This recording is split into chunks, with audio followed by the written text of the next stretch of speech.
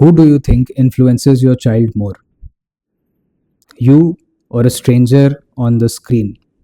Well, for most parents, the answer has changed over decades. It is now influencers who are shaping our children's mindset over time. Because for this generation, influence no longer comes from teachers or relatives or role models. It comes from content creators, people who speak directly into their ears every single day. Now, this isn't about blaming influencers. Many of them are talented, funny, inspiring, genuine. But it is important to understand what our children are watching is not random entertainment, it's programming their beliefs, their habits, and their decisions. So, let's start with how this influencer economy really works.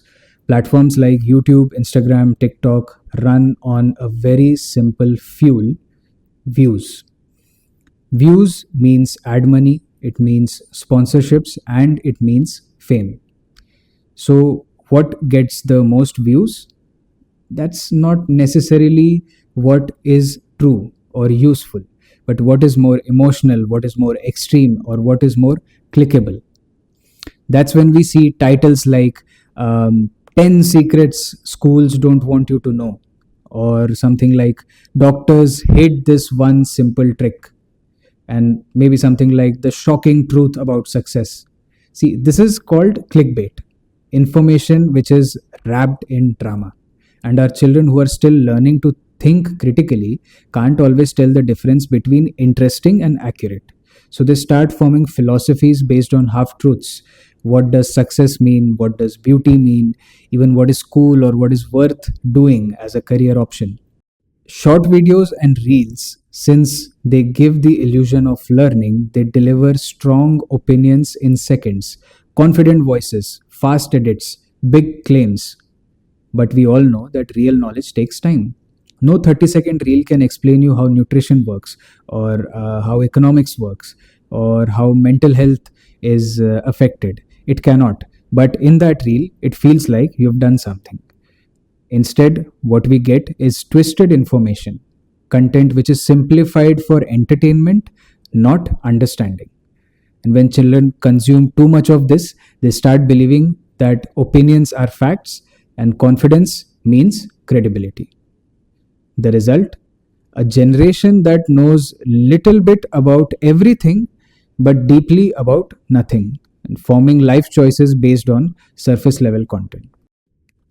The influencer world has blurred the line between creativity and carelessness. Sometimes risky behaviors or extreme opinions are packaged as cool or brave.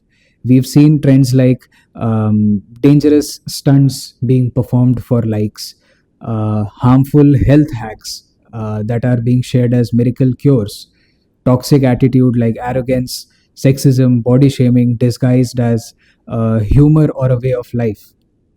So for a young mind, repetition normalizes these things. The more they see it, the more it becomes acceptable or even aspirational.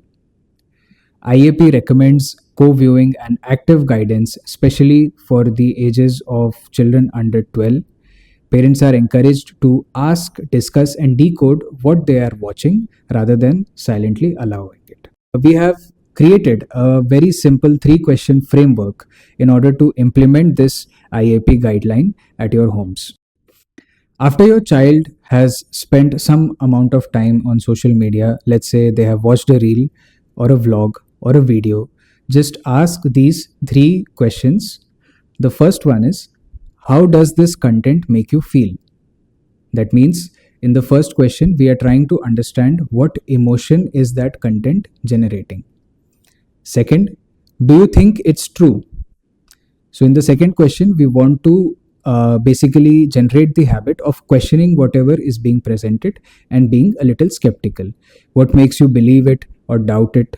Encourage them to check the sources, compare information, or research further. The third question is, does it make you want to do something? Does it inspire you? Does it make you purchase anything? Or does it want to change anything about yourself? Does it pressure you, motivate you, manipulate you? So, this framework is basically a powerful tool against digital misinformation or digital manipulation. It turns passive scrolling into active reflection, and instead of absorbing content, your child begins to interrogate it. See, the goal isn't to stop children from watching influencers, that's unrealistic.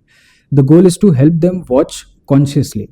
Here's how you can support that process. You do the co-viewing exercise where you ask these questions. You can do it maybe once in a week or once in 15 days, depending on how you or the child gets comfortable around this.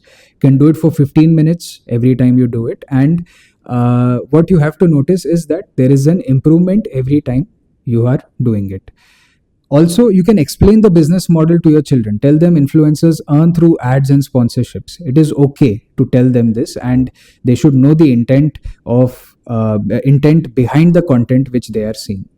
Also, we should encourage depth researching a topic if they find it interesting in different ways and not just through online content or short format content.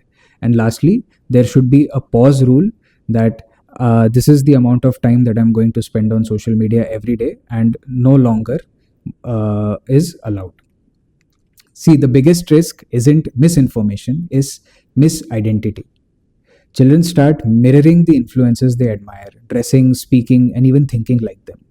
The influence without maturity can replace authenticity, and they forget who they are even when they're not performing for an audience. So remind your child that admiration is fine, imitation is optional. They can appreciate the creators without losing their own individuality. Influencer culture is not bad. It has inspired a lot of people to do better in their lives. It has created a lot of good change in the society. But the unconscious consumption of influencer content can be the enemy. When children learn to ask questions, doubt smartly, and think deeply, no clickbait can control them. So that's all for this module, and we'll see you in the next one. Thank you.